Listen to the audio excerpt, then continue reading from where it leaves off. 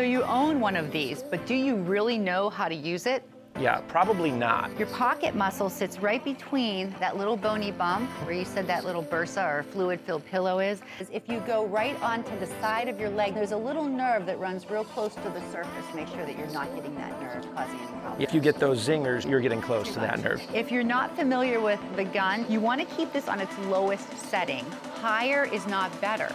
The low one is what's going to help to relax the muscle a little bit. It won't make it weak. If it's up too high, it's going to make it too tight. Avoid going over that bone altogether because it's just going to cause more pain. And you want to spend a little extra time up in the muscle area because this is where all that blood flow is. Everybody thinks no pain, no gain, and that is not true when you're trying to do soft tissue work. Tissue you have, you can almost always feel it. So what you were doing, I think, was good. I was watching you going around it from the front or around it from the back and really avoiding that area where it's real prominent. Absolutely.